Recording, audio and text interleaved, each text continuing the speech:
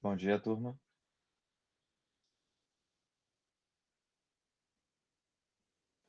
Bom dia.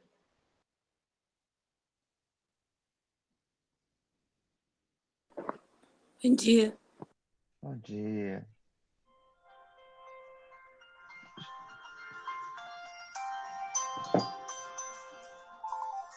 Um minuto.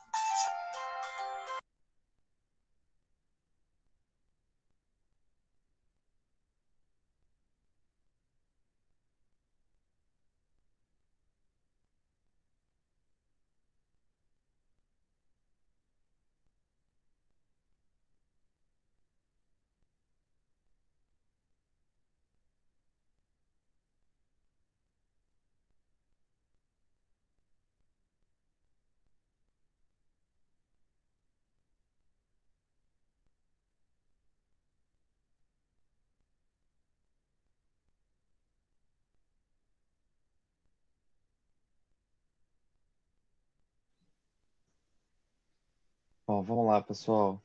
Seguinte. Semana passada a gente viu proteínas e enzimas, é isso?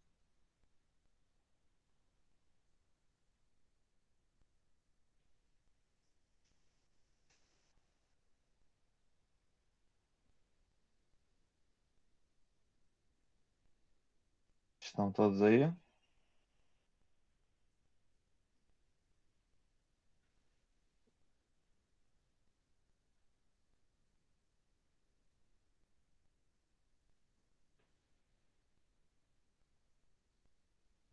Foi. Beleza.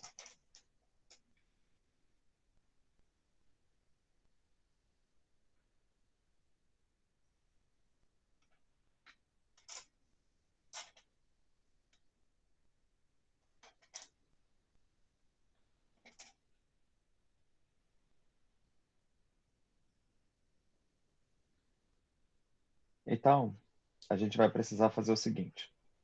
Eu vou terminar só de pontuar algumas coisas sobre enzimas e depois a gente passa já para a aula de hoje, que é membrana plasmática. Beleza? Então a gente começa a citologia hoje. Tranquilo? Qualquer dúvida é só perguntar aí, viu? Tá bom. Beleza.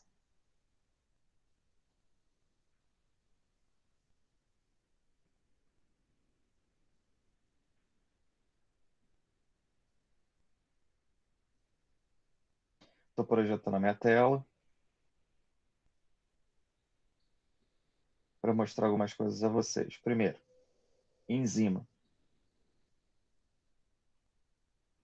Só para lembrar, tá?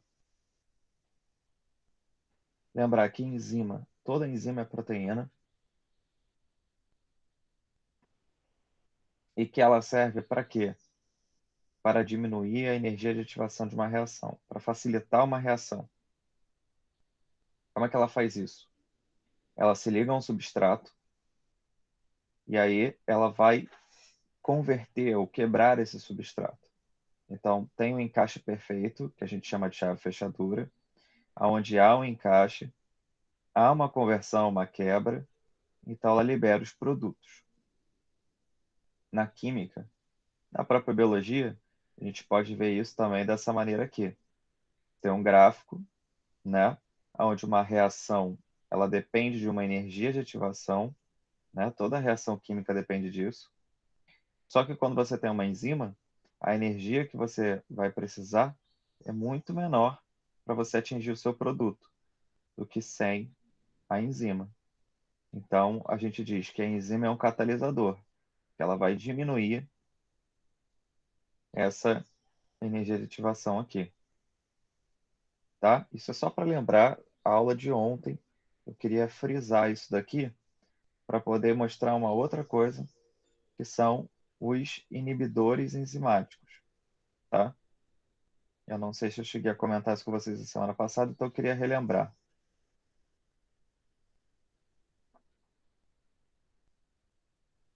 E aí, relembrando isso, a gente tem os inibidores reversíveis e irreversíveis. Os reversíveis são aqueles que, quando você coloca substrato no meio e coloca o inibidor, eles vão competir pelo sítio ativo. Se tiver mais inibidor, maior chance de você inibir a reação. Se você tiver mais substrato, maior chance de você reagir. Então, quanto mais substrato, mais fácil fica de você impedir esse inibidor de funcionar, tá? E a gente tem também os inibidores não competitivos, tá? Os não competitivos são aqueles que eles vão se ligar na enzima num sítio que a gente chama de alostérico, tá? Então, eles não estão competindo pelo sítio ativo, mas o alostérico ele muda a conformação do sítio ativo, impedindo o substrato de entrar, tá? Então, ele não compete. Então, não adianta você ter muito substrato, que isso não vai impedir, né, a ação do inibidor enzimático. E tem o não competitivo, né, o irreversível, que é quando ele se liga num outro sítio que mesmo que o substrato se ligue, não tem reação nenhuma. Então, esses são chamados de inibidores enzimáticos. Caem algumas provas, tá?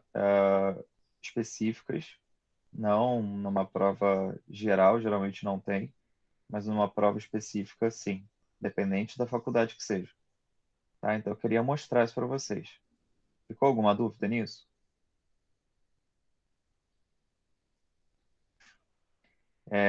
Lembrando que isso daqui que eu estou falando é ainda sobre a aula da semana passada, tá? A gente ainda não começou a aula de hoje. A aula de hoje é essa daqui. Pode falar, Tainá. Repete pra mim a dos irreversíveis e não competitivos, eu não entendi a diferença.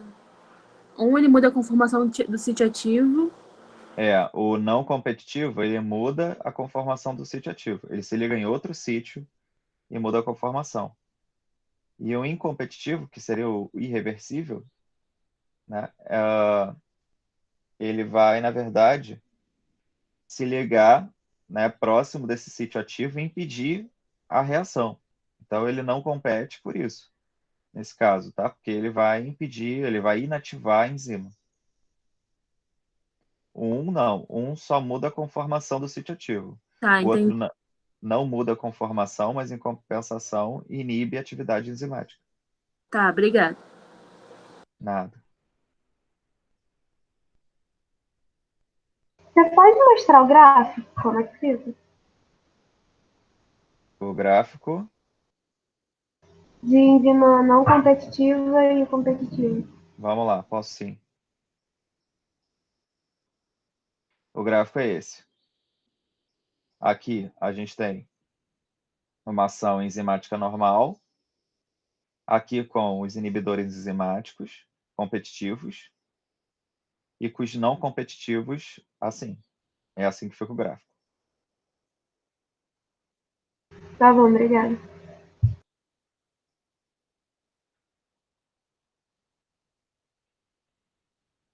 Boa pergunta, mandou bem.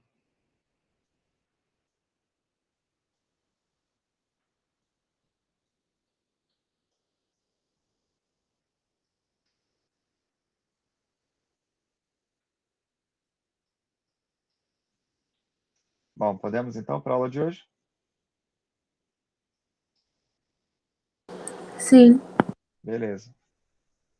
Então, galera, a aula de hoje é sobre membrana plasmática. Lembrando que esse é o primeiro tópico de citologia. Então, seguinte, a primeira coisa que a gente precisa saber é qual é a função, a composição e as propriedades dessa membrana. Então, quais são as funções da membrana plasmática? A gente tem como função proteção, a gente tem como função a permeabilidade seletiva, ou seja, ela não deixa qualquer coisa entrar e qualquer coisa sair, né? Existe uma seleção. Daqui a pouco a gente vai ver um pouco melhor como é que funciona esse negócio dessa seleção, mas é interessante já dizer agora de cara. A composição dela. A gente sabe que a membrana plasmática é formada por uma bicamada fosfolipídica. Então, é formada por lipídios. Mas ela não tem só lipídios. Existem coisas inseridas nessa membrana, como proteínas, carboidratos, e assim por diante, tá? Colesterol, acho que eu já até comentei isso em sala de aula com vocês. Então, isso é sobre a composição. Um terceiro eixo aqui, que é cobrado em vestibular, são as propriedades. Então, as propriedades são elasticidade, é uma característica, né? Ela não é uma coisa rígida, ela é maleável, e a sua capacidade regenerativa. E aí, essa regeneração, vocês vão aprender melhor quando a gente estiver falando de organelas, porque existe uma organela específica para essa regeneração. Na verdade, uma organela que produz lipídios, né? Já que a composição dela é basicamente lipídica. Então, a organela que vai produzir lipídios e sim ajudar a manter a estabilidade e a quantidade de fosfolipídios nessa membrana. Então, eu passo para esse slide para mostrar justamente como é que é essa bicamada fosfolipídica. Reparem que dá para ver a bicamada aqui, né? Então, eu tenho duas camadinhas. Elas são formadas por um glicerol e um ácido graxo. Então, você tem as cabeças. As cabeças são formadas por glicerol. E você tem as partes internas, que são formadas de ácido graxo. Lembrando que o glicerol é um tipo de álcool, né? E lembrando que tanto esse glicerol que está para o lado de fora, vamos chamar esse lado de fora de meio extracelular. Deixa eu ver se eu consigo inserir aqui um texto. E vou chamar isso aqui de meio extracelular.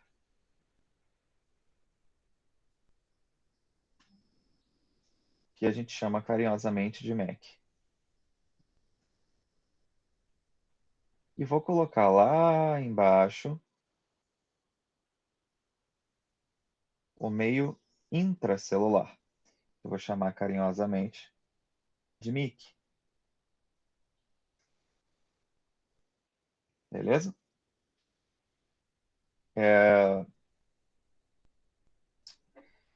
Bom, por que eu estou falando isso? O que tem contato direto com a célula, tanto do lado de fora quanto do lado de dentro, turma?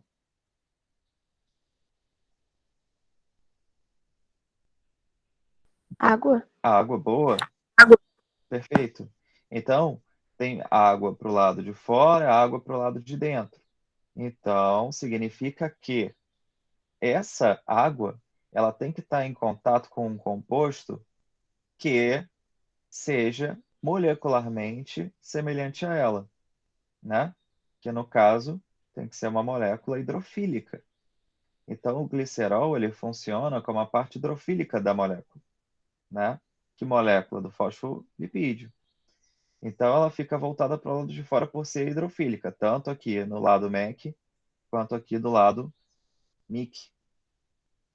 E os ácidos graxos ficam voltados para dentro justamente por serem hidrofóbicos, né? Não têm afinidade pela água, por isso ficam escondidos.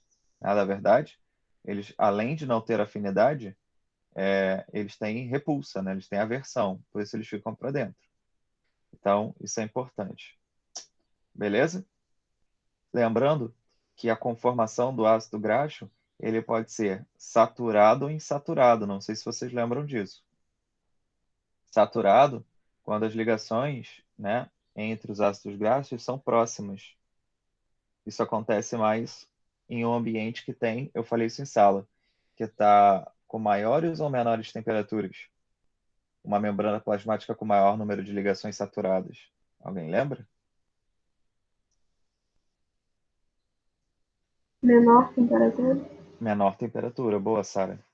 E aumenta o número de insaturações conforme aumenta a temperatura. Então, isso é interessante você saber e ter no caderno, tá? Repare que tem muitas coisas que eu vou falar que não estão aqui, mas que é para que você faça realmente o rascunho. Se você precisar, vai falando aí que eu vou parando e repetindo.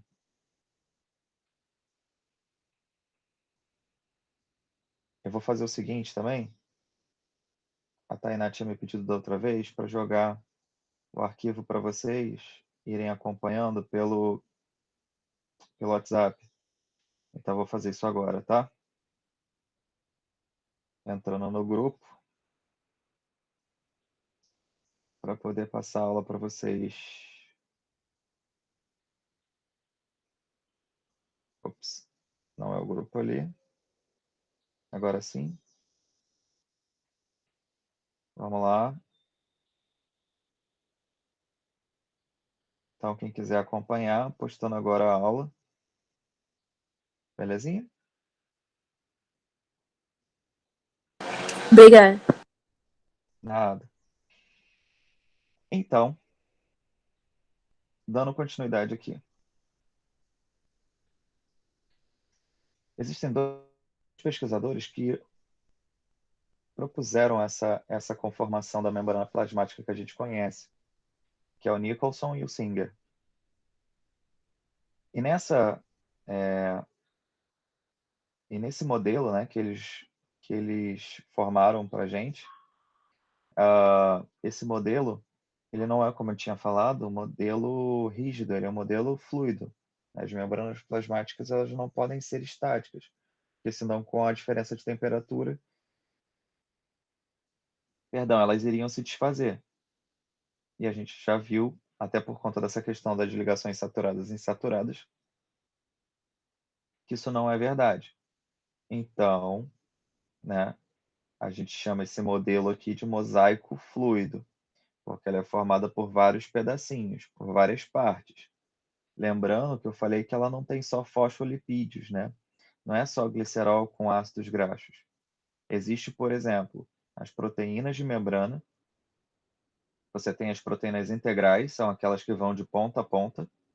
Você tem as periféricas, que são aquelas que estão ou de um lado ou de outro da célula, e aí elas transpõem, né? Elas passam de um lado para o outro carregando aquilo que é necessário. E mais para frente nessa aula a gente vai entender como é que são feitos esses transportes através da célula. E a gente também tem tipo esses galhos aqui, que são os glicocálix, tá? O glicocálix, ele é um carboidrato, tá? É geralmente associado à proteína do lipídio, e esse carboidrato ele serve para poder fazer sinalização. Então é ele que vai reconhecer uma célula, uma célula invasora, é ele que vai reconhecer uma molécula que seja para ativar algum processo metabólico ali dentro. Então ele faz reconhecimento e sinalização. Dúvidas até aqui?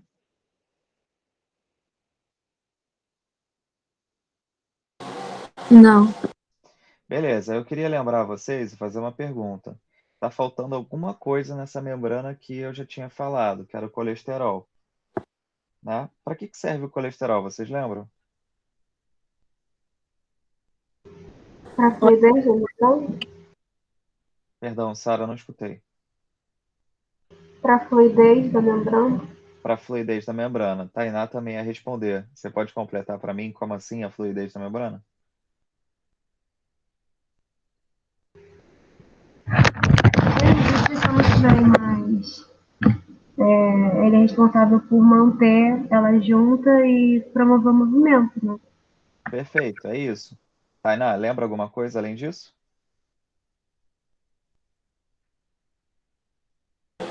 Ele deixa a membrana estável com as mudanças de temperatura, não deixa ela se romper e também não se juntar muito. Perfeito, é isso. Ela funciona como um elástico quando você tem maior insaturação e os fosfolipídios eles se afastam, então ele cola um no outro para impedir o rompimento.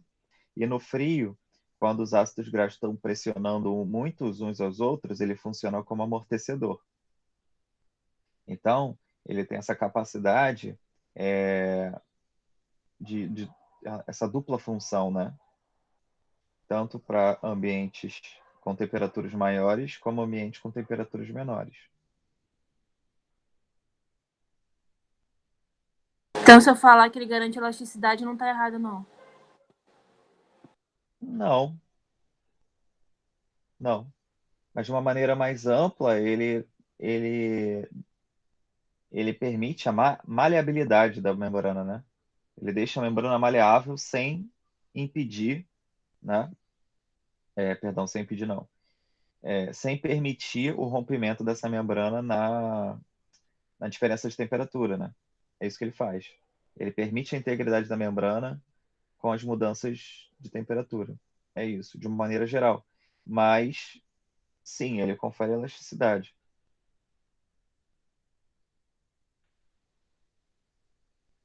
Passei o slide. Aqui é o seguinte, pessoal. A gente tem especializações que a membrana pode formar, tá? Uma delas ali são as microvilosidades. Então, é um exemplo. Né? Onde a gente encontra a microvilosidade? No intestino, né? As microvilosidades, elas servem para poder aumentar a superfície de contato com o alimento e absorver mais nutrientes no tecido entérico. Então, essa é a função. Então, é uma especialização da membrana, nem toda célula tem. Uma outra são as invaginações de base, que a gente encontra nos rins, né? São essas entradas aqui, ó, que servem para você aumentar a capacidade de reabsorção de água nos rins. Então, aumenta a superfície de contato também. E geralmente, quando a gente fala em aumento de superfície de contato, as pessoas só pensam nisso aqui, ó, em microvelocidade no intestino. Quase ninguém fala de invaginações de base.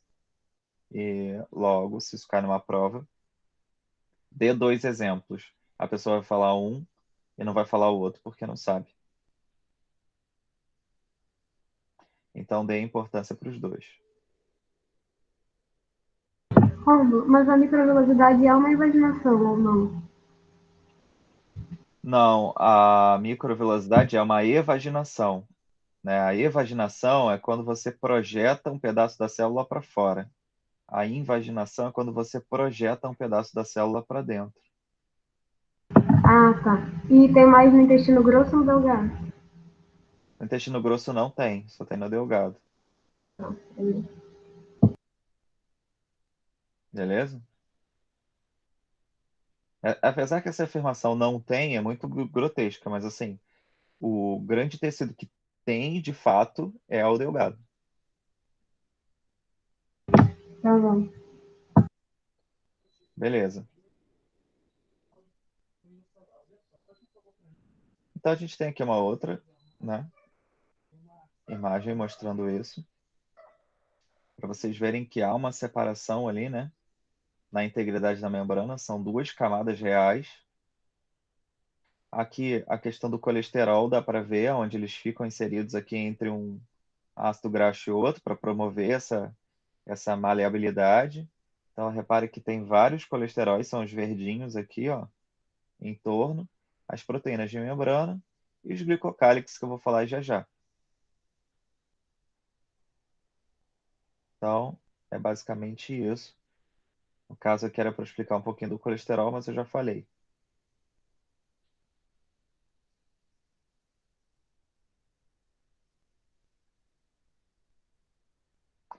Bom, além disso, a gente tem as junções celulares.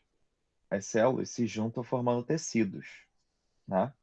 Então, a gente tem que pensar aqui quais são, né, os tipos de estruturas que unem uma célula a outra. Então, uma delas é chamada de desmossoma, muito conhecido. Então, ela vai proteger contra a passagem de micro-organismos, né, de corpos estranhos por ali. Tá? Funciona meio como uma fita adesiva. Você tem as interdigitações. Tá? As interdigitações, repara aqui nessa imagem, é como se fossem umas dobras, assim. E essas dobras, elas lembram até a microvilosidade, né? Mas, na verdade, não é uma microvilosidade. É uma interação entre uma célula e outra. Aumenta a superfície de contato entre uma célula e outra também. Mas é para promover a união celular, a integridade do tecido. E repara que a gente vê interdigitações em células que têm microvelocidade, né? Esse MV aqui é microvelocidade. Ou seja, essas interdigitações estão em que tipo de tecido, então?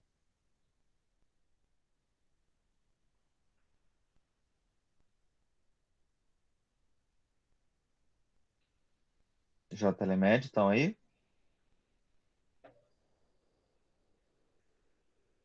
O do intestino? Isso aí. Que é um tecido que precisa pegar nutrientes e que pode, se uma parte da célula está pegando mais nutrientes que a outra, ela pode passar um pouco desse nutriente de um lado para o outro. E aí você tem uma absorção de nutrientes homogênea, né? Não uma célula com muito e a outra com pouco, por exemplo.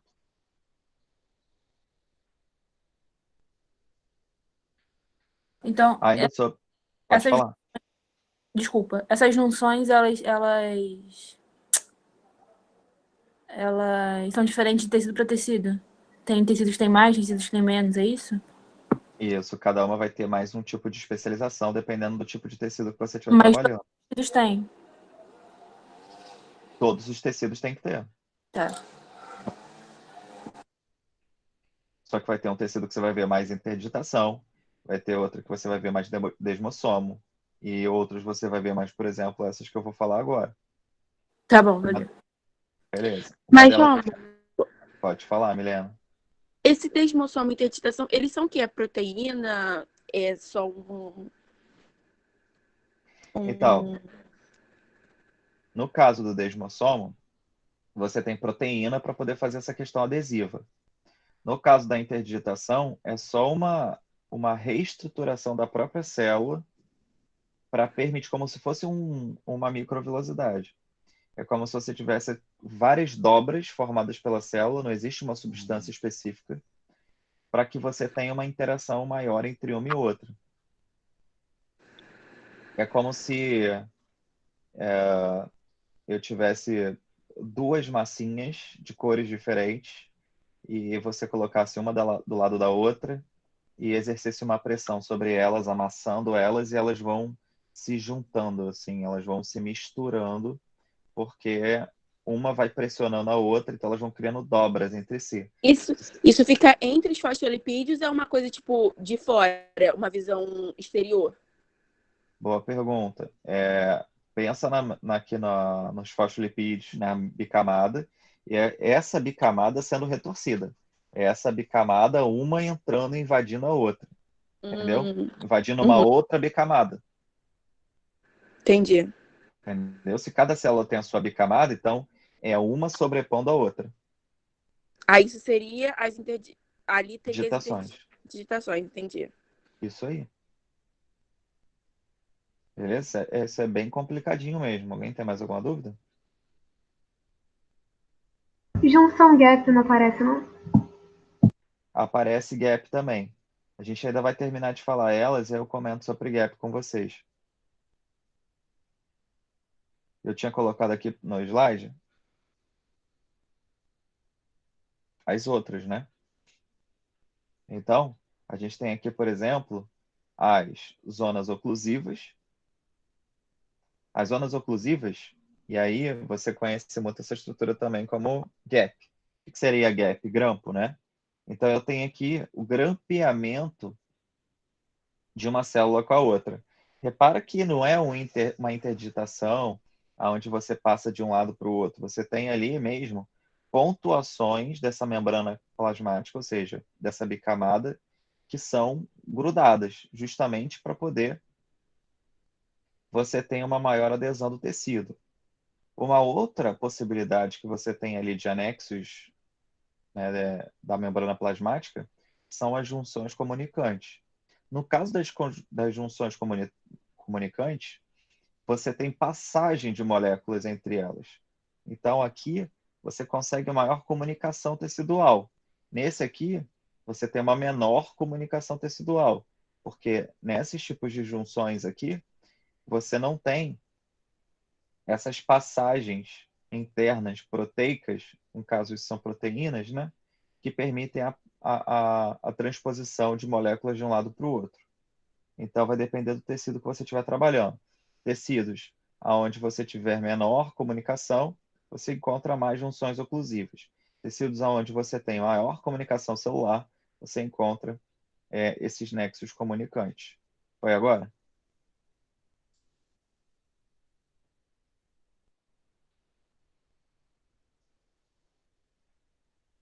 Foi, né?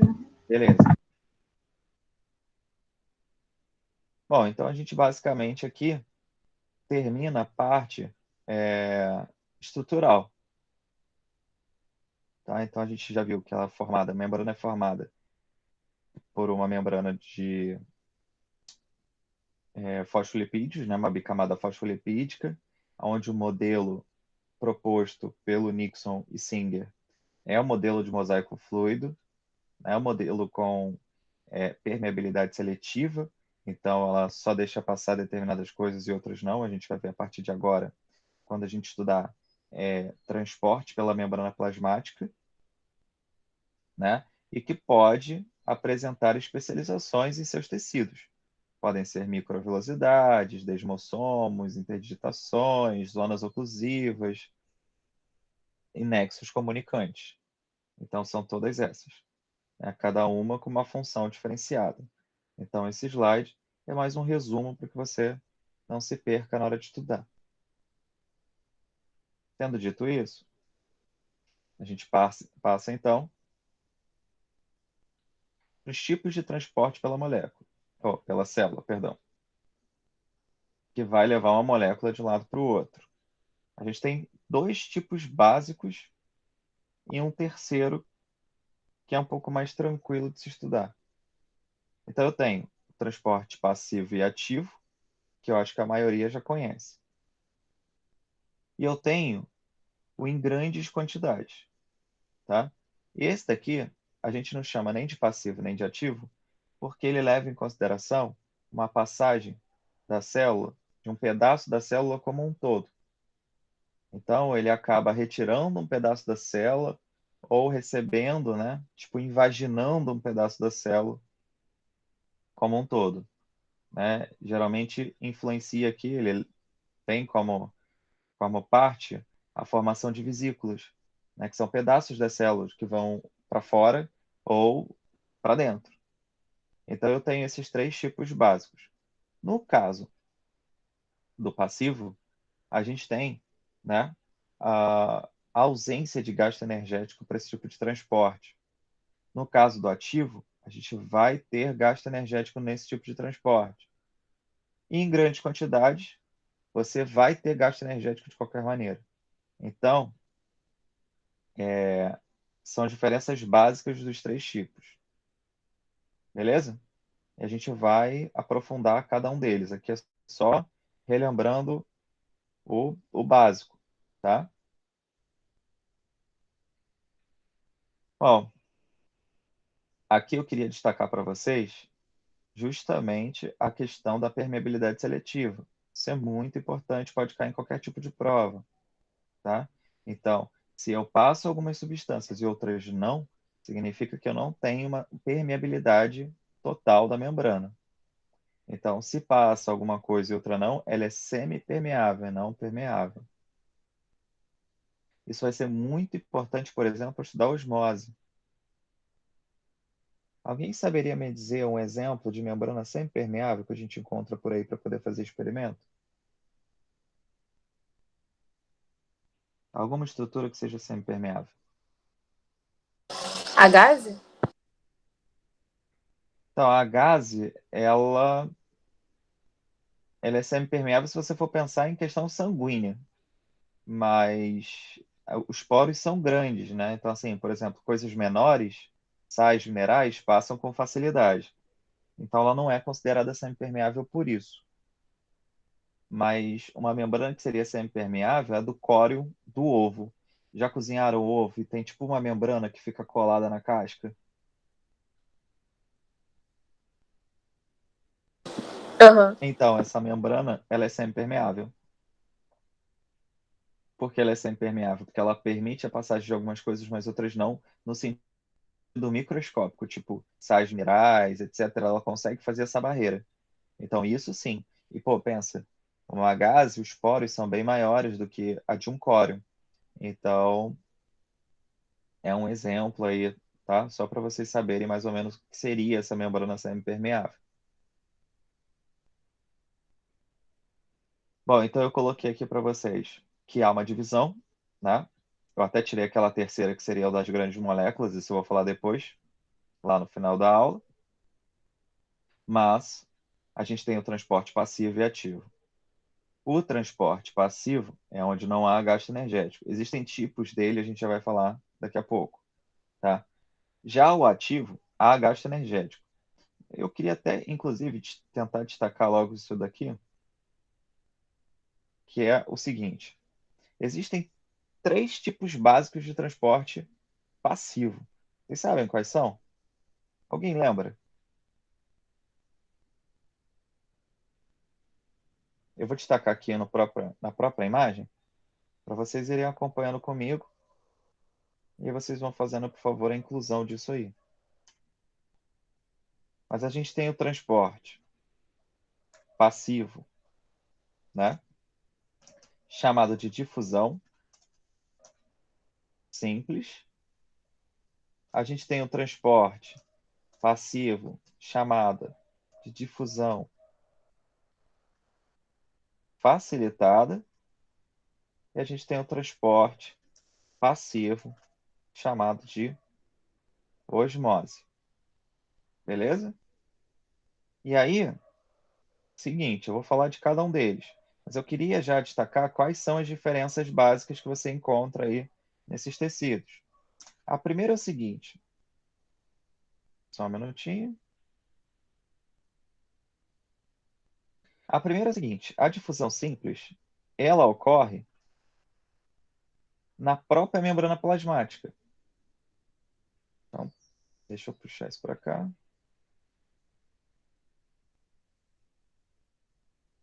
Então, ela ocorre na membrana plasmática. Tá? E isso acontece, tá? Quando você fala esse tipo de transporte, você está falando de transporte de soluto. Lembrando que soluto é aquela partícula que vai ser dissolvida. Solvente é a água, né? O que dissolve. Então, os transportes pela membrana, quando se fala de difusão simples, eles acontecem levando em consideração o soluto. Então, quem passa é o soluto e não a água. E isso vai ocorrer através da própria membrana, ou seja, dos próprios fosfolipídios. No caso da facilitada, né, quem vai fazer esse transporte, né, vão ser as proteínas de membrana. Então, ocorre nas proteínas de membrana. E também é passagem de soluto. Tá? Então, são moléculas maiores ou íons, e eles, por serem maiores, ou ionizáveis, faz com que eles dependam da ajuda de uma proteína para poder transpor a membrana, para poder passar pela membrana. No caso da difusão simples, né, você tem moléculas pequenas ou moléculas não ionizáveis que conseguem passar diretamente, tá? Então não tem tanto essa dificuldade de passagem. E no caso da osmose, você tem aqui, também ocorre pela membrana. Existem alguns tecidos que dependem de aquaporinas, que são proteínas de passagem, mas no geral ocorre nas membranas.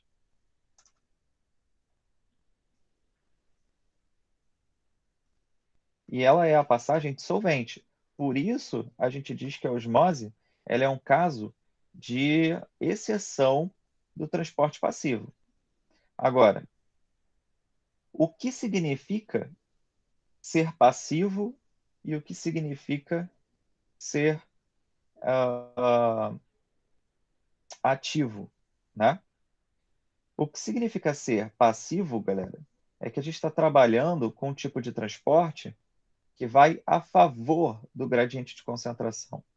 Então, no caso do passivo, deixa eu puxar isso para cá, a gente tem um transporte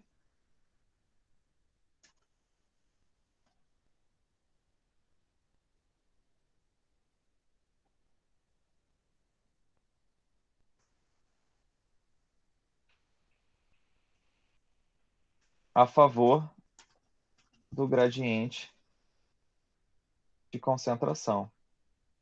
E o que significa ir a favor do gradiente de concentração? É ir do lado, né, do meio, onde você tem maior concentração, ou seja, no meio hiper, para o meio hipotônico. Então, é essa a ideia, né? O transporte passivo, ele vai a favor da correnteza. Então, se você tem alguma coisa indo a favor da correnteza, não tem motivo, né, para você gastar energia, porque você já está indo nesse sentido. Lembrando que todo transporte de membrana, e eu vou pegar aqui e vou colocar essa observação para vocês, todo transporte, ele tende ao equilíbrio. Você pode repetir a difusão facilitada, por favor? Posso. Direto. Então, olha só, todo transporte tende ao equilíbrio se você pensar na ideia, né? Eu estou falando indo para cá, indo para o passivo. Se você estiver indo contra o equilíbrio, eu estou indo para o ativo. Então, vou colocar aqui, porque senão pode ficar confuso. E aí eu já tiro a dúvida do colega rapidinho aqui. Então, uma tende ao equilíbrio, outra tende ao desequilíbrio, tá? Como você tende ao equilíbrio, no caso dessas de cima, né, eu tenho as três aqui, elas vão ocorrer sem gasto energético, porque eu estou indo do lado onde tem mais para onde tem menos, e a tendência é que elas parem quando? Quando alcançarem o equilíbrio. É essa a ideia. Aí eu vou tirar só a dúvida para poder passar para aqui, para de baixo. A difusão simples é quando você tem a passagem de soluto pelos próprios fosfolipídios. Eles atravessam a membrana, independente se tem proteínas ali ou não. Por que eles fazem isso? Porque são moléculas pequenininhas, ou que não tenha ionização, então ela não interage com o lado positivo e negativo, ela é indiferente, então ela passa direto pela membrana, não tem problema. No caso da difusão facilitada, você depende de uma proteína por ser uma passagem de uma molécula maior. Então, como é uma molécula maior, ela não consegue romper a barreira entre os fosfolipídios. Então, ela tem que ser carregada por essa proteína de membrana.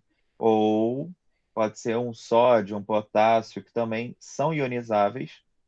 Logo, tem uma carga, né, ou negativa ou positiva. Então, depende também de uma proteína para poder entrar. Porque elas não conseguem ter interação ali com o fosfolipídio. Lembrando que o fosfolipídio ele é anfipático. Né? A gente não falou esse termo, mas eu expliquei para vocês que ele tem um lado polar e um lado apolar, não falei?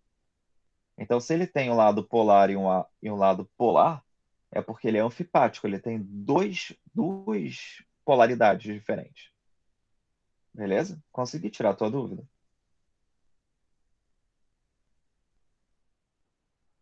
Sim, obrigado. Show. Muito bem. Então, aqui embaixo, no caso do transporte ativo, a gente não vai a favor, a gente vai no transporte contra o gradiente de concentração. Por isso, ele gasta energia, tá? E ele vai aqui o inverso, né? Ele vai do hipo para o hiper. Como? Pode falar. Só para me localizar, esse hipo e hiper, isso seria do meio extracelular para o meio intracelular, é isso? Não, não, deixa eu escrever então aqui para ficar menos confuso. Eu estou falando do hipertônico. Peraí. Não, sim, isso seria o meio intracelular. Então, eu estou falando de meio intracelular e extracelular. Mas assim, independe se é o extra, ou se é de fora ou se é de dentro. O que importa Ah, aqui o que importa aqui é que um desses dois lados, seja extra ou intracelular, Para ter transporte, um vai ter que ter mais uma substância do que outra. Então, quem Eu achei que tiver era mais é o hipertônico, quem tiver menos vai ser hipo. Independente se é meio extra ou intra, entendeu? Eu achei que era uma constante. Não, vai depender da célula que você estiver trabalhando. Por Entendi. exemplo, na bomba de sódio e potássio, tem muito sódio do lado de fora. Então, o meio de fora é hipertônico para o sódio. Mas se você for pensar no potássio, tem mais potássio do lado de dentro. Então, o meio intracelular é hipertônico se for pensar em potássio. Então, cada Ah, uma vai ter uma quantidade diferente, entendeu? aham, entendi. Beleza. E eu queria aproveitar esse negócio de hipo para hipertônico, porque isso aqui acontece como uma exceção no caso da osmose, tá? Então, eu vou até colocar isso aqui, que aqui também é do meio hipo para o meio hiper. Porque nesse caso, você está falando do transporte de água. Então, a água, para ela poder equilibrar as concentrações de soluto, ela tem que sair da onde está mais diluído para onde está mais concentrado. Mas não se preocupe nisso aqui ainda, porque eu ainda vou mostrar para vocês a imagem, tudo bonitinho. Então, ainda vou explicar melhor isso para vocês. Só que eu vou até salvar isso aqui, porque acho que assim fica muito mais fácil para vocês com esses termos. Tá? Então, aqui tende ao equilíbrio, a outra não tende ao equilíbrio, ao desequilíbrio, né? Uma não gasta energia, a outra gasta energia. E agora Rômulo, pode falar. o conceito de osmose reversa acontece na célula também? Olha, osmose reversa é um produto, é um processo que o homem criou para poder, por exemplo, ai, meu Deus, dessalinizar a água. Não, sim, eu sei. Só que, tipo, Mas, como tem mas essa relação, eu achava que também poderia acontecer. no organismo eu desconheço osmose reversa. Eu sei que isso é usado como processo. De tratamento de água, certo? Isso. É isso. Aham, tá. Beleza? E já caiu algumas vezes em prova justamente. Foi até bom você falar sobre isso. Mas no corpo, não. Não que eu saiba, pelo menos. Beleza? Beleza. Bom, ficou alguma dúvida aqui? Eu posso passar. Pode passar. Beleza. Então agora a gente vai começar a mostrar isso daqui, né? Que foi falado. Então a gente tem aqui, por exemplo, a difusão simples. E eu também posso explicar a osmose por aqui. Então, repare, eu tenho o meio, né, aqui. Esse meio ele é separado por uma membrana semipermeável, aonde eu posso dividir esse meio em meio 1 e meio 2. O meio 1 é esse que está cheio de soluto, é cheio de partículas. O meio 2 é que está com poucas partículas aqui imersas na água. Tá igual? Tá isotônico? Não, né? O meio 1 tem mais do que o meio 2. Então, eu vou chamar o meio 1 de meio hipertônico. Vou chamar o meio 2 de meio hipotônico. Bom, se eu estiver trabalhando com uma difusão simples, o que tem que acontecer aqui para a gente alcançar o equilíbrio?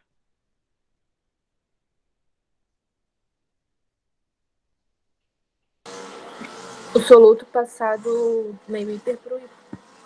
Isso aí, que é o que está acontecendo aqui do lado. Até quando isso acontece? Até igualar as concentrações. Até igualar as concentrações. E aí os dois de meios não vai ter mais hipertônico e hipotônico. Eles vão ser o quê? Iso. Isotônicos. Boa. Agora, repara, você está falando aqui de difusão simples. Está falando da passagem do soluto. Está tudo certo.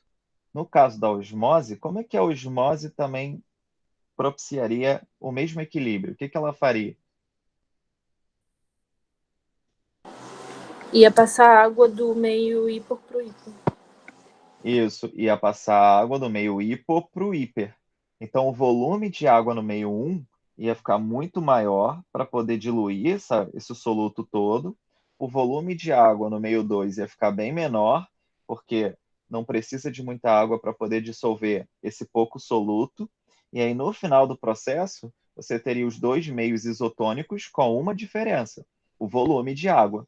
Então, o volume de água aqui em 1 seria muito maior, o volume de água aqui em 2 seria muito menor, porque a água saiu do 2 para ir para o 1 para poder dissolver tudo isso. Beleza? E não teria passagem de soluto, só seria a passagem de água. E aí, essa é a diferença entre difusão simples e osmose. Deu para entender? Sim. E aí, tem a questão da osmose reversa, né? Que já caiu em vestibular. A osmose reversa é o inverso, né? Tipo, é você tentar dessalinizar a água. Como é que você faz isso?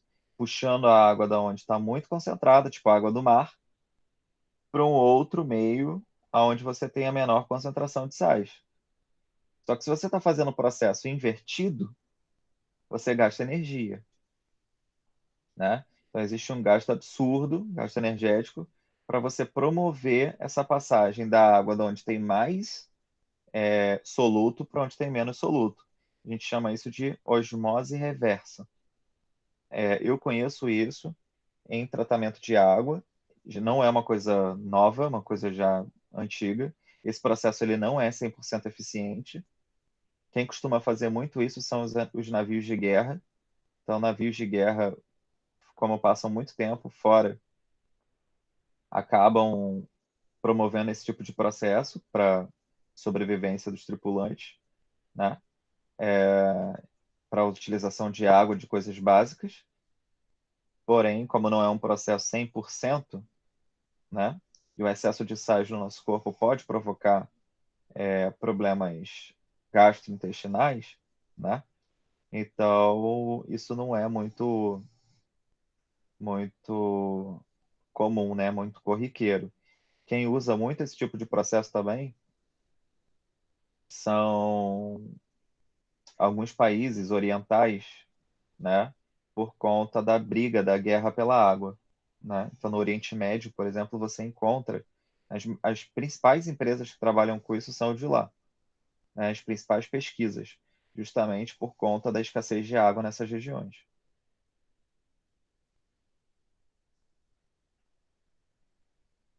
Beleza, galera? Dúvidas? Beleza. A facilitada é só por proteína. Ou tem mais alguma coisa? Não, é por proteína, a gente vai chegar lá.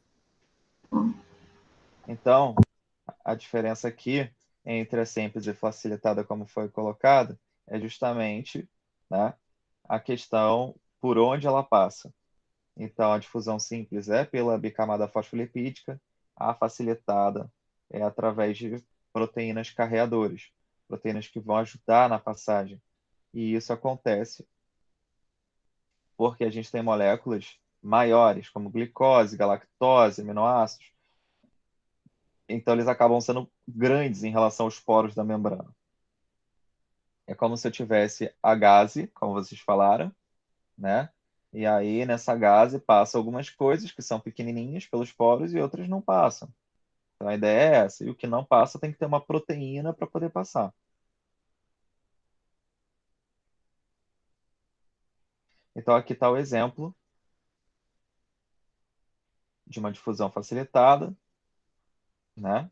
Eu tenho uma proteína de membrana. Aí, a molécula se encaixa nessa proteína e aí ela vai ser passada para o outro lado. No caso aqui, está passando do MEC para o MIC, né? Do meio extracelular para o meio intracelular. O que vocês precisam saber sobre isso? Em relação à velocidade desse transporte.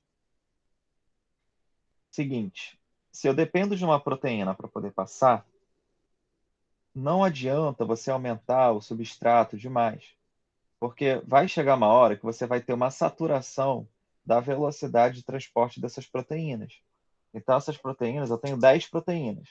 Digamos que elas carreguem 40 moléculas por minuto. transporta. Então não adianta colocar 200, 400 moléculas, porque eu vou continuar tendo a velocidade máxima de 40 por minuto, né? Beleza? Então, as proteínas elas servem como fator limitante na velocidade de transporte. No caso da difusão simples, você não depende de uma proteína, ela passa direto.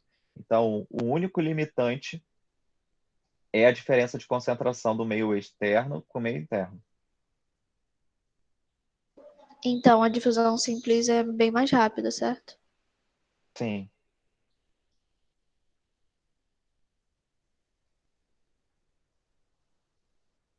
Bom, aqui ele está explicando a osmose, né? No caso, eu já falei sobre isso, então não vou ficar nessa parte textual. Eu queria mostrar para vocês uma coisa mais prática, que é o que cai em prova, que é essa imagem aqui do slide. Isso daqui cai bastante, tá? Então, a gente tem o seguinte: as células do sangue, elas estão imersas em água. E a hemácia, ela serve para transportar gases, né? CO2, O2, CO. Então, elas são semipermeáveis. Então, se o teu sangue tiver mais concentrado soluto, a hemácia vai ficar hipotônica, vai perder água por osmose e ela vai entrar num quadro que a gente chama de crenação, que vai murchar. Quando você está com a quantidade de sais do sangue igual à do plasma sanguíneo, ela faz trocas normais e mantém isotônico.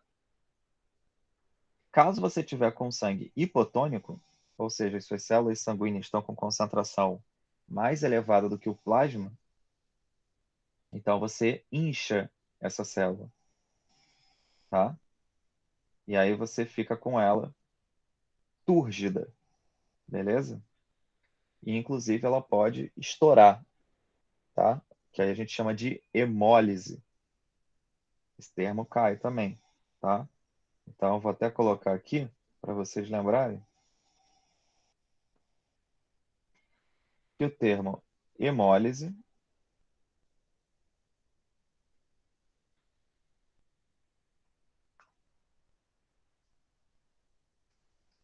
é o rompimento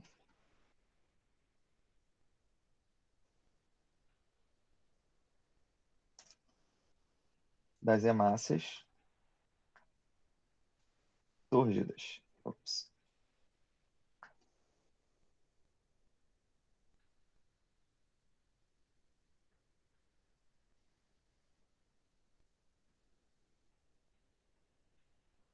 Dúvidas até aqui? Tu pode botar todos os nomes, plasmólise, plasmotíase. Eu Uhum, não confundo um pouco os nomes. sim. Essas daqui você já viu, né? Crenação e hemólise. São as que você tem Já. que saber.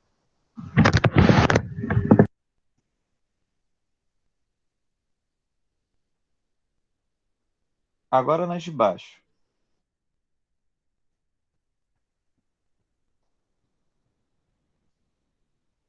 A gente tem a célula plasmolizada, quando você estiver pensando em célula vegetal, plasmolizada quando você tiver uma célula que tiver no meio hipertônico. A diferença da crenação para ela plasmolizada é o seguinte. No caso da célula vegetal, a gente tem a parede celular. Então, se você tem a parede celular, isso impede a sua célula de ser rompida. Então, você não está perdendo a célula. Lembra que a planta ela fica parada. Então, ela fica perdendo água, ganhando água, dependendo da época do ano. Isso significa que, quando ela estiver perdendo água, ela estiver passando por uma escassez, ela vai ficar murcha, a parede celular vai deixar ela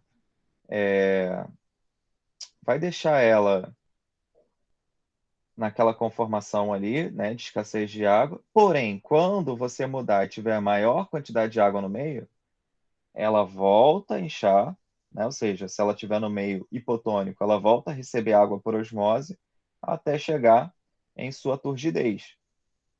Então, é basicamente isso que a gente precisa saber. Eu tenho plasmolizado, aqui no caso flácido, até chegar ao túrgido. O túrgido sofre hemólise? Não. Não vai sofrer hemólise porque eu tenho a parede celular protegendo, tá? Então, é basicamente isso. No caso desse termo que foi utilizado, eu não sei quem estava falando, da plasmoptise, o que seria a plasmoptise? É um outro termo que você pode usar para hemólise. Então, eu vou colocar até aqui para vocês.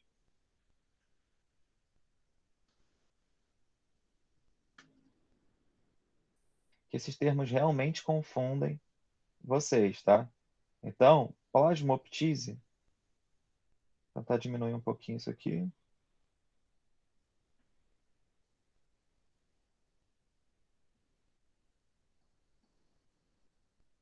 É só um termo a mais para hemólise.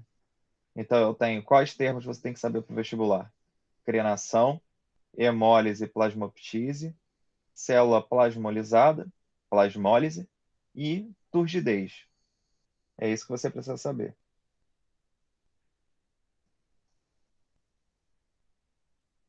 Ficou alguma dúvida?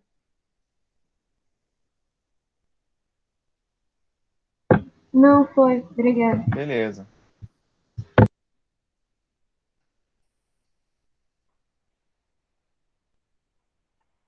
Então agora a gente vai passar para o transporte ativo. Lembrando que o transporte ativo é um transporte onde gasta energia,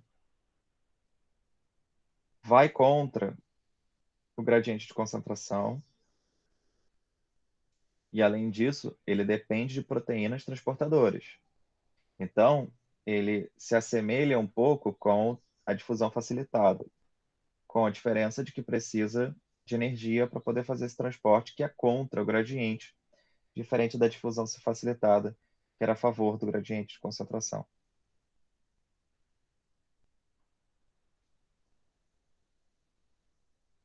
Então, a gente tem aqui, por exemplo, a bomba de sódio e potássio, que é a que mais cai em vestibular.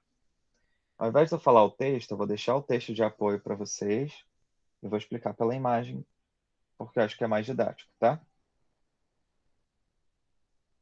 Então, você tem aqui 3 períodos desse transporte. Então, eu vou colocar aqui inserir, caixa de texto, só para vocês se situarem onde que a gente está. Então, eu vou colocar aqui meio extracelular, só para saberem. Eu vou copiar isso, porque como a gente tem 3 momentos, então eu tenho 3 fases aqui com o meio extracelular. Assim como a gente também tem,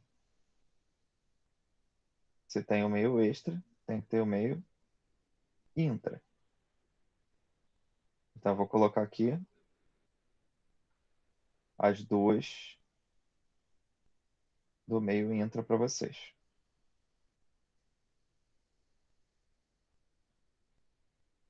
Bom, então a gente tem aí 3 períodos para explicar essa questão do transporte ativo na célula. Vou colocar um pouquinho mais grudado aqui, só para não ficar confundindo a gente. Então tá aí. Como é que acontece? O transporte nessa bomba de sódio e potássio, ela acontece em 3 fases. Primeira coisa que você tem que saber, o meio extracelular, tá? Ele é rico em sódio. Então, ele é hipertônico em relação a sódio, tá? Em relação a potássio, ele é pobre. Então, o MIC é que é rico em potássio. Então, eu tenho muito sódio fora, pouco sódio dentro. Tenho muito potássio dentro, pouco potássio fora. Isso a gente está falando num período que a gente chama de... Vamos lá. Período que a gente chama de repouso, ou seja, é quando o seu neurônio ele está sem funcionar, tá? Ou seja, é quando a gente chama de estágio, vou até inverter, que aparece muito mais assim, estágio polarizado. E eu vou chamar isso de repouso, porque é quando ele não está transmitindo impulsos nervosos. Ok? Então, eu tenho estágio polarizado, quando eu tenho muito sódio fora, pouco sódio dentro, muito potássio dentro e pouco potássio fora. E aí, quando você toca nesse neurônio, o que acontece? O sódio, o sódio que está muito lá fora, ele vai entrar. Então, isso seria o processo de despolarização. Quando você inverte os polos. Porque é assim. Deixa eu tentar mostrar para vocês aqui. Por eu ter muito sódio do lado de fora, significa que o lado de fora ele vai se comportar como meio positivo. Então, eu tenho cargas positivas do lado de fora. Enquanto do lado de dentro, eu tenho cargas negativas. Mas por que isso? Porque o sódio, galera, ele tem uma eletronegatividade maior do que a do potássio. Então, ele acaba sendo mais forte, como ele está em maior quantidade, ele acaba sendo mais forte. Então, mesmo que o potássio também seja positivo, por ele estar em menor concentração, ele vai acabar funcionando como meio negativo, como lado invertido. Né? Pensa assim, duas pessoas fortes, mas uma é mais forte do que a outra. Então, uma é fraca, mesmo que ela seja forte. Entende? Então, o potássio aqui dentro, ele funciona como lado negativo e o sódio do lado de fora funciona como lado positivo. Então, isso é o estágio polarizado, porque tem um polo positivo e um polo negativo. Só que para você fazer isso, eu estou pegando o sódio da onde tem menor concentração para onde tem maior concentração. Então, eu estou indo contra o gradiente de concentração. Logo, eu tenho que gastar energia. Então, repara, para você se manter em repouso, né, no sistema nervoso, você tem que gastar energia para isso. Estão conseguindo entender até aqui ou não? Sim. Picotou aí. Sim. Beleza. Então, isso é o estágio polarizado. Quando você quer mandar uma informação para uma célula, você tem que despolarizar isso. Você tem que inverter esse processo. Então, o que vai acontecer? O sódio estava saindo, o potássio estava entrando. Né? Esse é o processo todo que ele está mostrando aqui, que é o de polarização. Então, você repara, sódio continua saindo, o potássio continua entrando. Então, eu estou deixando cada vez mais polarizado. Vai chegar o momento aonde eu vou querer despolarizar. E aí, o que seria despolarizar? É você inverter os polos. Então, o que é positivo vai virar negativo e o que é negativo vai virar positivo. Mas como é que isso acontece? Quando você permite a entrada do sódio e permite a saída do potássio, né? Quando é que isso acontece? Quando eu estimulo o neurônio. Então, quando o neurônio está funcionando, ele vai sair desse repouso e vai despolarizar. Ele vai permitir esse movimento invertido. Então, o sódio que estava sendo muito concentrado do lado de fora vai conseguir entrar. E o potássio que estava muito concentrado do lado de dentro vai conseguir sair. E as polaridades se invertem e a gente chama de despolarização. E aí você manda o impulso. É assim que a eletricidade passa. E aí, para você voltar ao estágio normal, o que eu tenho que fazer? Voltar com a bomba de novo. E aí, como é que funciona a bomba? Desse jeitinho que está aqui. Então, eu tenho 3 períodos. A fase de polarização, de despolarização e de repolarização. Aqui, no caso, ele está mostrando 3 momentos, mas são os 3 momentos de quê? De polarização. Deixa eu pegar aqui uma imagem para vocês, para poder mostrar justamente a bomba de sódio e potássio. Como um todo, tá? Como as 3 etapas que eu falei para vocês. 3 momentos.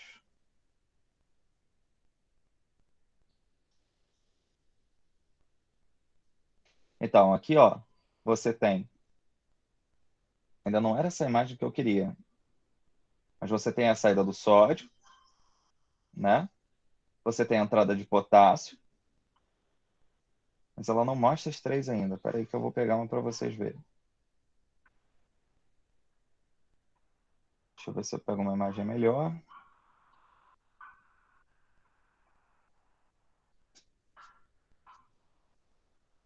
Achei. Essa imagem aqui é a clássica. Então, ó, repara, eu tenho aqui um neurônio. Lado positivo de fora, o MEC. Lado negativo de dentro, é o MIC. Eu vou até fazer uma coisa melhor ainda para vocês.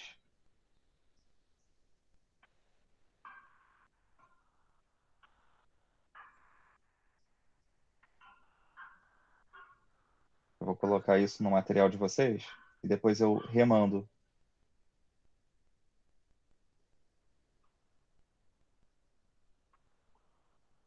Deixa eu ver se eu consigo jogar aqui.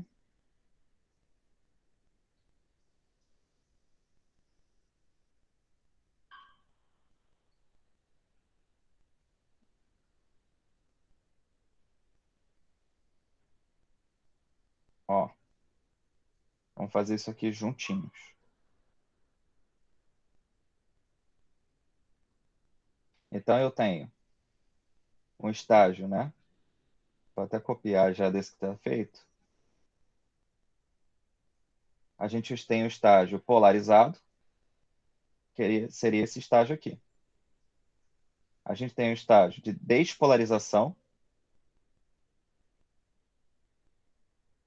ou despolarizado, dá no mesmo, né? E repara que o que estava positivo fica negativo, porque o sódio entra e o potássio sai. Então, inverte o polo. O que era positivo vira negativo, o que era negativo virou positivo. E aí depois, a gente tem o de repolarização, que é para voltar para o repouso. Então, repara que ele vai meio que passando, né? Como se você tivesse um monte de dominó enfileirado e você batesse um e um vai caindo, derrubando o outro. Então, o positivo vai virando negativo, vai virando negativo. E aí, quando um positivo vira o próximo negativo, o anterior tem que voltar a ser positivo. Então, sempre que você despolariza alguém, você tem que repolarizar o anterior. Então, esse seria o estágio para voltar para o repouso, que é o estágio de repolarização. Rômulo, Diga. no estado polarizado e de repolarização, ainda acontece transporte, mesmo que a favor. Então, seria uma difusão facilitada? Boa, adorei, é isso aí. Então, o estágio de polarização é um transporte ativo. Então, eu posso dizer que a bomba de sódio de potássio realiza os 2 tipos de transporte, né? Isso aí, perfeito. Beleza. Então, eu tenho o transporte ativo, né, que seria no caso da polarização e da repolarização. Mas, no caso da despolarização, que é quando o neurônio vai funcionar, aí foi o que você falou. Aí aqui é um transporte do tipo passivo de fusão facilitada. Mandou benzão. Cara, isso aqui cai assim muito no vestibular. Faculdade particular, então, ama isso aqui. Alguém ficou com alguma dúvida?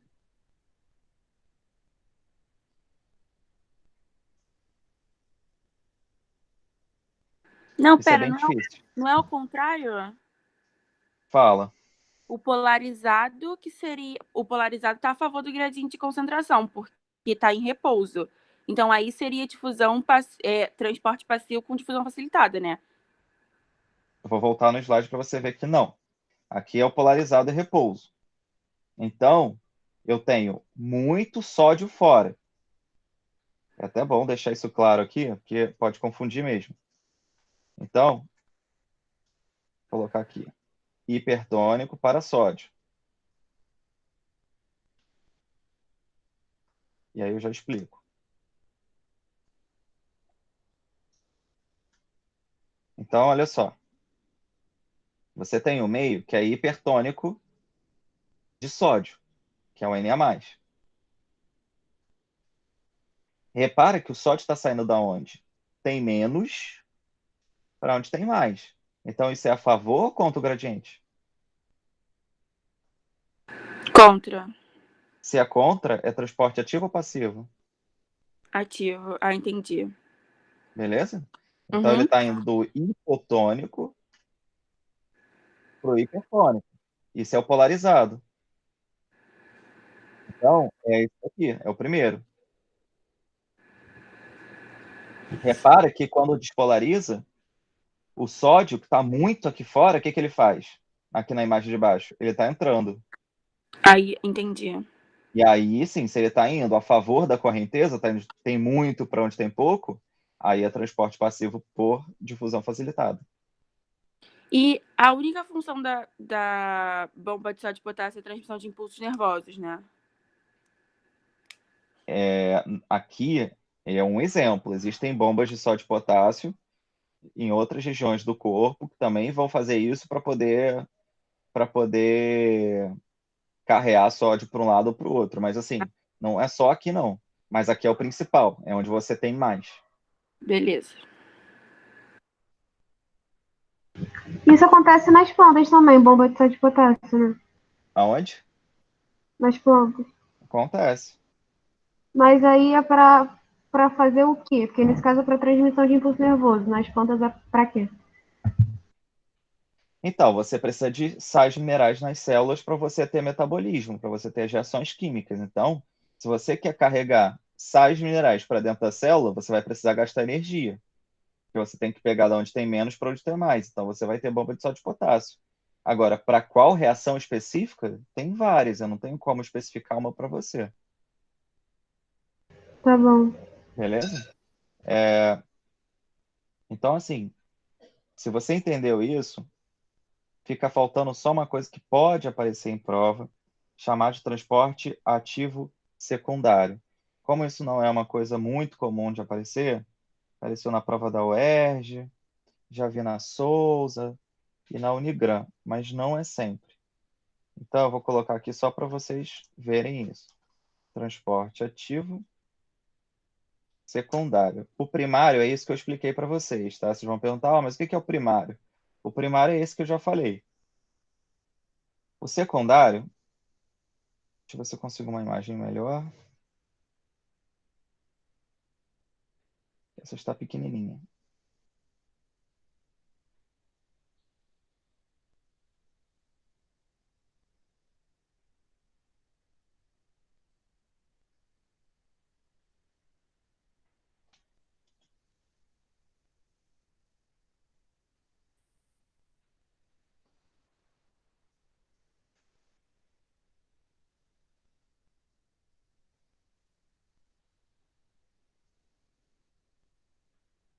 Esse tipo de transporte secundário, ele acontece muito em célula entérica.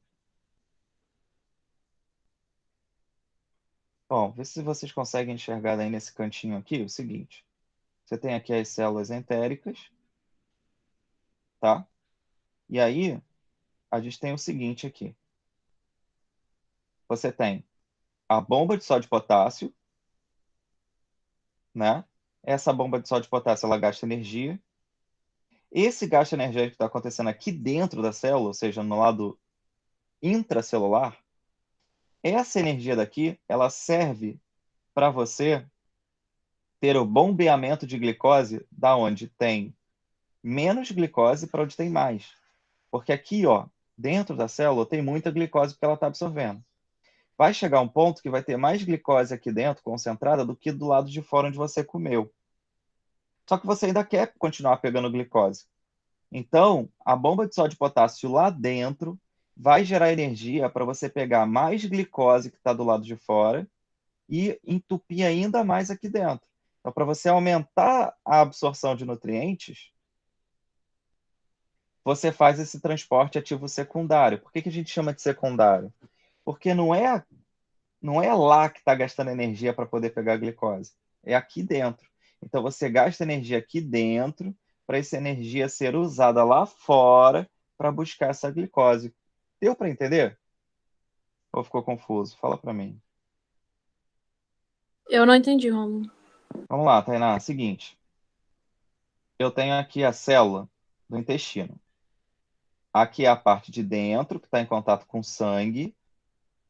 E aqui é o lado de fora do tubo, onde está passando a comida, o bolo alimentar. Aí, passa a comida por aqui e a célula começa a absorver glicose. Chega uma hora que essa célula está cheia de glicose. Então, vai chegar uma hora que aqui dentro da célula está mais concentrado de glicose do que do lado de fora. Mas você não quer perder a glicose que está do lado de fora, mesmo que tenha pouca, mesmo que você já tenha absorvido muito. Então, como é que eu faço para pegar essa pouca glicose que ficou aqui de fora e não deixar ela virar fezes, não deixar ela sair na forma de cocô? Eu vou gastar energia lá dentro, né, nas membranas internas, fazendo bomba de sódio e potássio, que vai liberar energia. E essa energia ela não vai ser usada por conta do sódio e do potássio. Ela vai ser usada, né, ela vai ser gasta para poder pegar o restante da glicose que ficou lá fora. Então, ela é uma energia que está sendo gasta aqui dentro, mas para forçar a glicose sair lá de fora e entrar. Então, numa bomba de sódio e potássio primária, né, nessa normal que a gente estudou no neurônio, você tinha visto que essa bomba de sódio e potássio ela servia para quê? Para despolarizar a membrana e isso passar um elétron por ali para carregar o impulso nervoso. Aqui a energia que vai ser gasta, ela vai ser usada para criar uma força de propulsão para a glicose entrar. Se você parar essa bomba de sódio e potássio aqui dentro, não vai ter mais força de propulsão para puxar a glicose para dentro. Ela para de ser puxada. Entendeu? Então, assim, se não houver a bomba, quando você chegar no equilíbrio, a concentração de glicose aqui dentro for igual a de fora, para o transporte.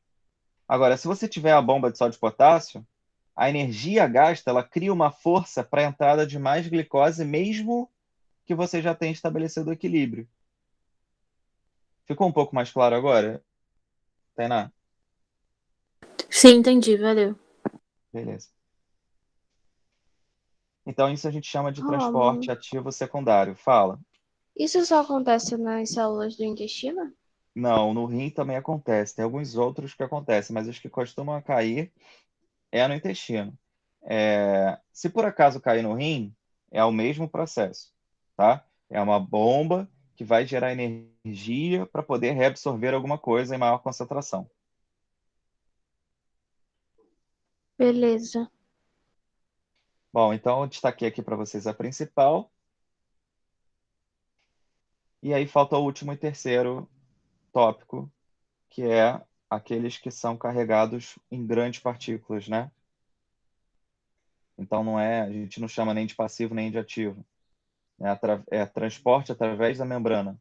É quando é uma vesícula que vai ser carregada pela membrana.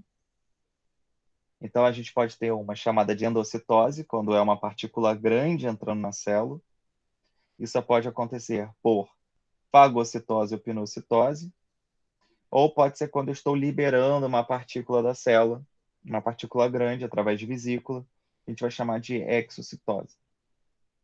Então, no caso das endocitoses, a gente tem aqui, ó, partícula sólida que está sendo levada para fora da célula, né? Para fora da célula, não, perdão, para dentro da célula, na endocitose, endo é para dentro. Então, você tem uma partícula que está sendo englobada pela célula. Então, você tem os pseudópodes aqui, formam-se falsos pés, engloba e entra. E aí ela entra como um todo, a vesícula inteira, né? Então, isso a gente chama de fagocitose. A diferença da pinocitose para fago é que aqui são partículas líquidas ou semilíquidas. E aí, ao invés de você ter pseudópodes que vão englobar para poder formar o fagossomo é o nome que a gente dá para a vesícula com aquilo que foi englobado. A gente vai ter o pinossomo, mas não foi feito por pseudópodes. Foi formado por uma invaginação. Então, você invagina, gruda esses pedaços e solta a vesícula aqui dentro. Né? Quem costuma fazer muito isso são células de defesa para matar micro-organismos, né? Então, macrófagos, linfócitos fazem muito isso, ou seres vivos que sejam unicelulares. Então, tipo protozoários, né? Uma ameba da vida que quer comer alguma coisa, ela vai emitir pseudópodes para poder englobar partículas para poder digerir, né? Então, são exemplos aqui de endocitose. A fagocitose, a pinocitose, isso é muito batido. Isso, sei lá, de vez em quando cai em vestibular, né, falando sobre fagocitose, sistema de defesa. Ficou confuso aí ou deu para entender? Eu não entendi uma coisa. Fala. A fagocitose, ela serve como sistema de defesa quando entra algum patógeno estranho.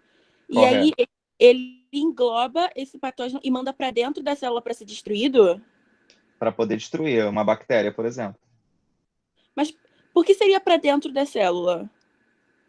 Porque você precisa englobar células, suas vesículas, seus lisossomos, né? Você tem uma organela específica para digerir coisas. Está dentro da célula. Então, eu preciso englobar uma bactéria, digerir essa bactéria e pegar os pedacinhos dessa bactéria e colocar na minha membrana plasmática para poder sinalizar para outras células de defesa que a gente está sendo infectado por essa bactéria. Entendi. Tá? Tanto é que os macrófagos eles têm essas duas funções. Isso caiu na prova específica da UERJ uma vez. Quais são as funções dos macrófagos? As pessoas só sabem dizer que ele faz fagocitose, mas as pessoas não sabem dizer que ele faz a apresentação de antígenos, que é pegar esses pedacinhos da bactéria ou do vírus que foi quebrado e apresentar na superfície da membrana plasmática para sinalizar para outros tecidos, outros órgãos, que está tendo uma infecção, né, por aquele corpo estranho. Foi? Só repete essa última parte para mim rapidinho. Ele faz fagocitose E a apresentação de antígenos. Tá, obrigada. Antígeno é o nome que eu dou para partícula estranha. Isso tem a ver com o glicocálice? O glicocálix é sinalização e reconhecimento. É semelhante ao glicocálix, mas não é o glicocálix. Ah, tá, entendi, obrigada. Pera, quem me falou, mastócito ou macrófago? Macrófago. Ah, tá. O mastócito, ele também tem essa função ou é diferente? É diferente, mas mastócito a gente vai ver depois. Tá. Bom, então aqui é só para diferenciar a fagocitose de pinocitose. E a exocitose é o inverso. É quando você tem lá o complexo de Golgi, que a gente vai ver depois, né? O complexo de Golgi ele tem duas funções, né? Que é vesiculação, né? Ou seja, ele produz vesículas e secreta. Então ele tem vesiculação e secreção, né? Enfim, você pode chamar isso de outras maneiras também, mas de uma maneira geral é isso. Então, ele produz vesículas e secreta, tá? Como ele está jogando para fora da célula, então isso a gente chama de exocitose, porque ele está jogando para fora. Essa é a diferença da endocitose para a exocitose. Bom, aí os envoltórios externos é o glicocálix, eu já expliquei. A parede celular que pode estar presente ou não, lembrando que tem 3 caras que tem isso, que é bactéria, fungo e planta, né? Só que a bactéria é peptidoglicano que forma, planta é celulose e fungo é quitina. A composição da parede celular é que é diferente, mas a função é a mesma. O glicocálix, eu já tinha falado, né? Tem um textinho aqui sobre ele para vocês. E é basicamente isso. Ficou alguma dúvida? Aqui só para mostrar a parede celular deles, a parede celular do vegetal. E é isso. Com alguma dúvida? Querem perguntar alguma coisa?